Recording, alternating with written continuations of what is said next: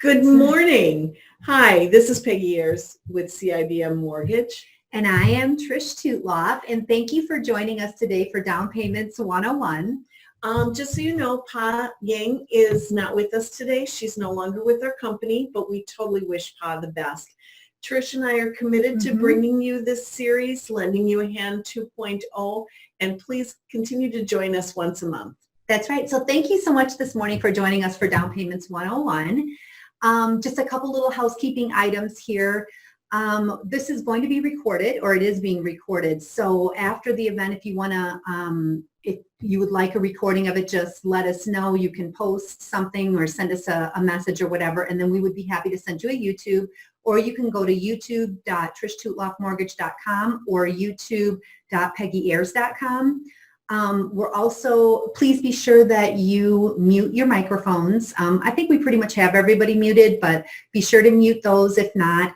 And then also we're going to be breaking a couple of times for questions. This is a shorter session, but we will still break for questions. So please feel free to submit your questions in the little chat box. It is highlighted in, it looks like a little chat box. So go ahead and submit your questions there, and we'll answer them throughout the whole section. But I do want to start off with myths regarding down payments. So I know that we've all heard, and I know sometimes, I mean, I've heard a million times, oh, I need a 20% down payment for a house, don't I? So now I can't buy a house. And that is such a myth. Oh, it is, totally. Yeah, you guys, we have so many different programs that can accommodate a much smaller down payment. We have a program like Home Ready or Home Possible where we can do 3% down payments. We have a conventional loans where I think most people think you need a whole 20% down payment for that, but we can go as low as 5% on that. FHA loans, 3.5%. We could also do VA loans if you're a member of the armed forces for a certain length of time, right? Yeah, if you're VA eligible, we can do VA for zero down. Yep, zero down USDA loans. So those are more like territory specific in rural areas and stuff like that. That's also 0% down. Right. And then WIDA loans could be potentially, I mean, there's a lot of things that we can do within WIDA that can help out with the down payment as well. So in addition to that, did you have anything? Well, basically what we're telling you is you don't need to know the loan program. No. We want you to call us. We will take your information and structure a loan program that makes the most sense for you.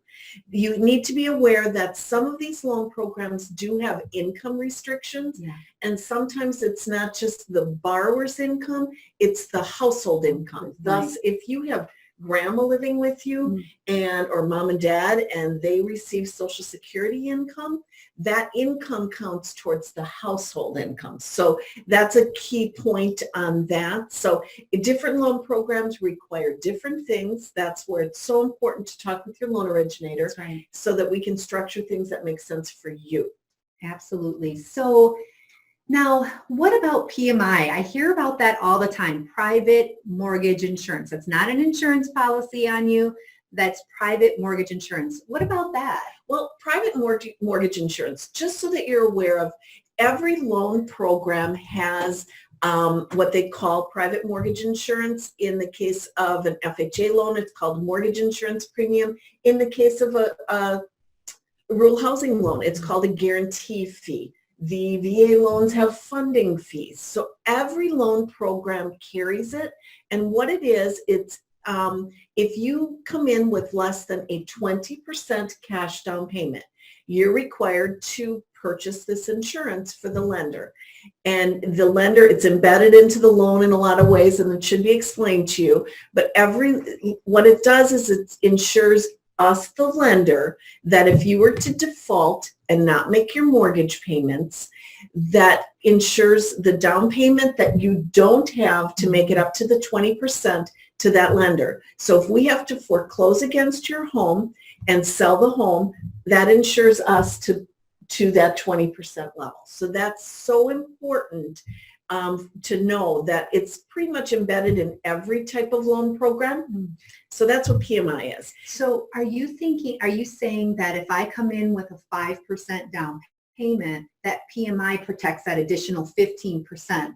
Give or take, yes. Okay. Yes. So would it be better to have a higher down payment?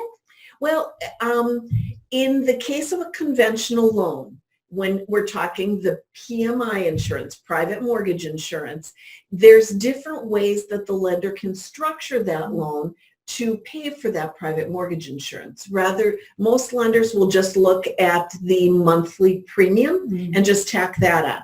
But just know that there are different ways, and we can get a little bit creative in some ways, where let's say you've got, let's just hypothetically say that you have $10,000 to work with.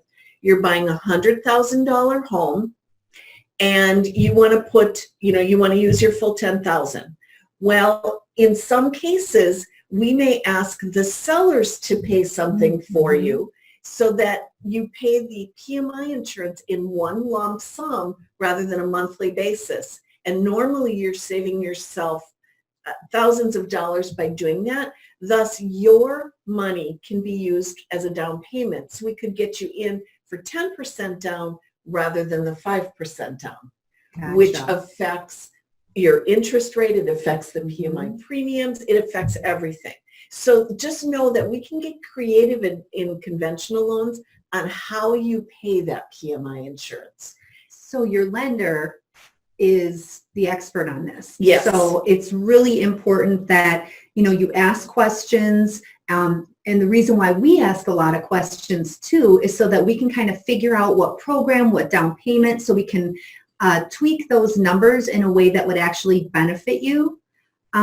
So I guess the moral of the story is, ask a lot of questions, lean on your lender to kind of give you guidance and direction as far as PMI and down payments and all that kind of stuff. Trish, one size doesn't fit all. Right. Period. That's true. You're an individual, and it's so important that you're treated as an individual. You're not just put into a cookie cutter program. Absolutely. So, okay, anybody have any questions right now?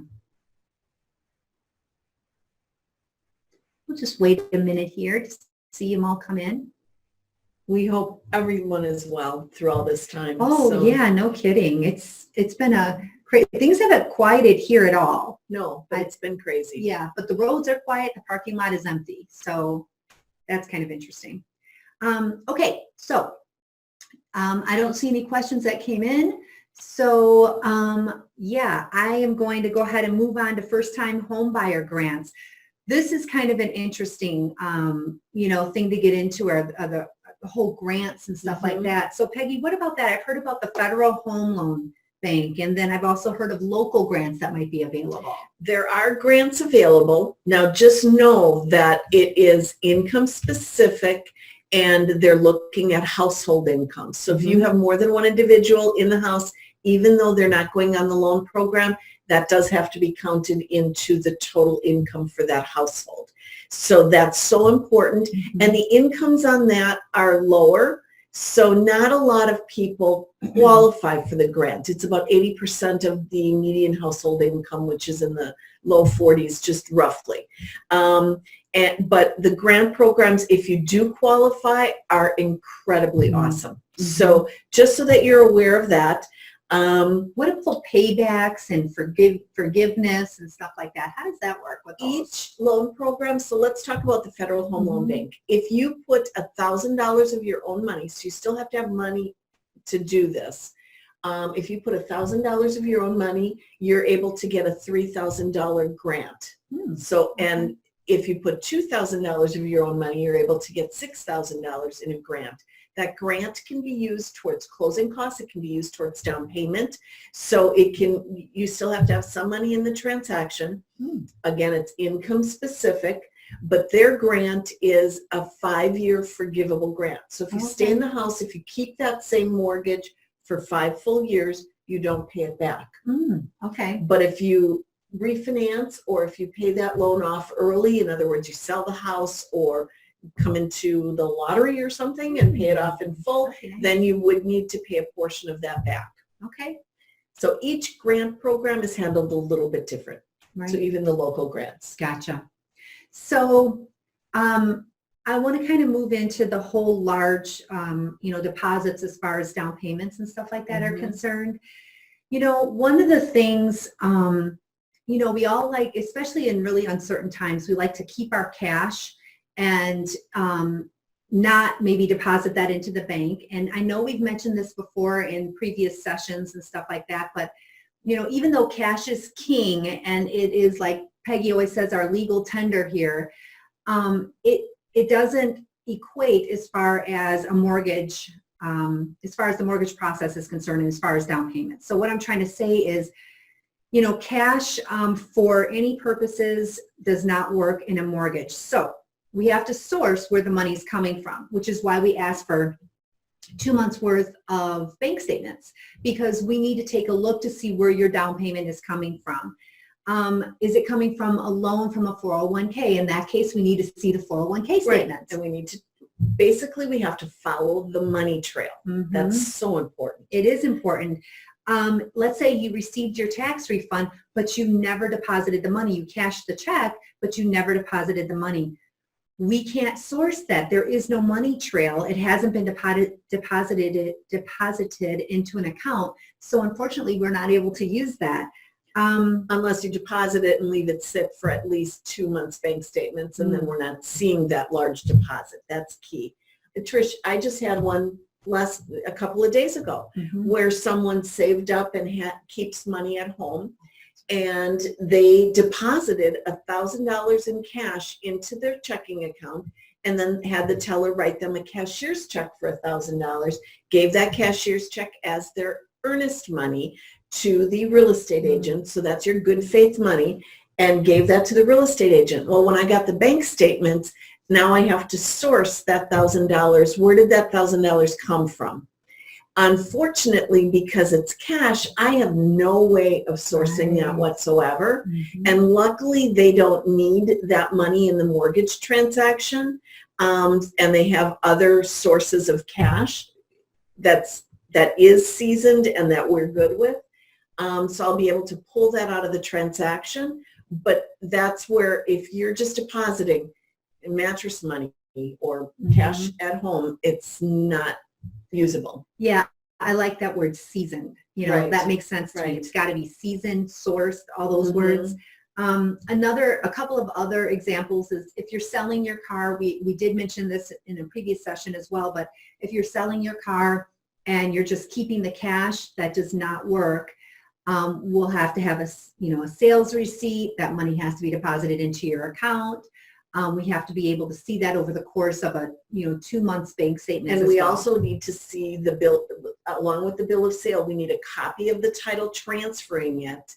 Normally you ask for some kind of a cashier's check or a money order, so don't take cash if you can. And then we have to prove that you owned it by the title, and then we have to do Blue Book values and get values on the vehicle to prove that you didn't just give it to a friend and the friend give you cash for the car and it never really transferred. So we do need to show that actually took place. So it's involved. I think it's important to understand, because, when you come to speak to us, we do ask for a lot of paperwork, and a lot of times people are like, gosh, I don't remember doing that the last time. I didn't need all this stuff the last time. By law, we have to check for money laundering. Not that you would ever do that. It's just by law we have to do that. So we have to collect all these documents to show where all of this money is coming from. Things are changing in the mortgage industry so quickly. So what rules and regulations are in place today probably weren't in place 10 years ago. Well, I know they weren't. I was here. It was not in place 10 years ago. It's a totally different world. And we just have to follow the rules. And our goal in this transaction is to make it as smooth and easy for you as possible. So please just, comply when we're asking for things. We're not just doing it because we want all this documentation. Trust us on this. But we have to comply with the mortgage program and the investors that are eventually buying that loan. Right. So let's talk a little bit about the earnest money as far as how does that factor in with the down payment and stuff like that? Earnest money, think of earnest money like a security deposit on an apartment. So when you give the landlord $1,000 as a security deposit, that's your good faith that you're going to take care of that apartment. Right. And when you leave it, you're going to abide by their rules and you're going to clean it up. With earnest money, you're giving the real estate agent, and they're going to hold that in a trust account. And so it's held in trust for the transaction. And that is the security blanket to the seller that you're not going to just walk away from that home purchase. So you can't just walk away from the contract that you've written. And that's your good faith money saying that, no, I'm not walking away. Here's my money that I'm going to follow through with what I've said. Right. And like we mentioned before, we will also need a copy of that check, right? And we need to source it. And we need to source it. So we need to see where it came from. So are you seeing a theme here? We have to constantly follow where all the money is coming from. But one good thing, it does go towards the down payment. Right. Yeah. Right. So it's not lost money. It's not extra money in the transaction. You will see a credit at the final closing. Yeah. For the money. In addition, another thing that's counted towards down payment are gifts. Yes. You can get a gift for a down payment. Normally speaking, it has to be a family member. Right. So mom, cousin, they have to be related to you in some way. There are ways, and we have to document it. So don't just get cash from mom, please. Right. No cash. Keep And that in the bank. we have to follow the money trail again. So it's so important that you, when we're looking at your bank accounts, and mom, dad, uncle, whatever, have to sign a gift affidavit stating that they can't take a lien against the home or require you to pay back that money. That's right. Okay. But family members are totally cool. The other thing, if we can prove a relationship and if all the stars are aligned, you can get a gift from a significant other. But that one we have to jump into quite a few more hoops. Just an FYI on that end. What about my boss? If I have a really nice boss and they want to give me $10,000 down payment, or you can, in certain cases, get a gift from an employer. Oh, okay. So it depends on the loan program again. So it's important to come in you. and talk to us about it. But there's something else, and it's called the gift of equity. And this is kind of an interesting thing if you're doing a transaction with a family member, right? So what that is let's say mom or dad own the house, or grandma or grandpa or whomever, but they're related to you and they own the house. And let's hypothetically say that the house is valued at $100,000, but grandma only wants $80,000 for the house. Grandma can gift you that $20,000 in equity, which she's really truly giving you. And you can use that if it's written properly. Your purchase price would be the 100, and grandma gives you the 20,000. So grandma would be netting the 80, and that 20,000 for your end of things can be used towards down payment, closing costs, prepaids. So it can be used in the transaction, and that equity can be counted for you. Absolutely. So huge thing. It just needs to be written up right. And grandma, mom, dad, whomever needs to talk to their tax consultants, because I don't know if there's going to be capital gains. I don't know if there's going to be gift taxes or anything like that. That's where the tax consultant is so important. Yeah. So I think that wraps up the whole down payments 101. Anything else you wanted to mention about that? No. Do we have any questions? Yeah. We'll stick around for a few minutes for questions and stuff like that. In light of everything that's going on in the world, we would be happy. We've got a Zoom conference call-in type thing where we can meet with people via conferencing, similar to what we're doing right now. And we would just send you a link, and we can talk just like we're doing now, just one-on-one, through a Zoom meeting. Absolutely. Please contact us at 920-457-5626. We have our cell phones on our phone lines if you need to speak with us. Absolutely. You could also do it if you have an Apple phone. You could do it through, oh my gosh, I forgot what it's called. You can do it through the Apple. FaceTime? Yeah, you could do it FaceTime. Thank you. You could do it through Facebook, and you could do it through Snapchat. So whatever you feel like, whatever's your easiest way to communicate, we can talk that way with you instead of you having to come all the way in here and, risk anything. Yeah, so absolutely, we'll be happy to help you. We can do everything electronically. just give us a call and we'll be happy to help you, or text us or email us at peggy.ayers@CIBMmortgage.com or trish.toutloff@CIBMmortgage.com. But we're going to keep this up for a minute in case you guys have some questions. This was a quick one this time, and stay tuned for the next one, which is on April 15th. It's Contract Tips 101.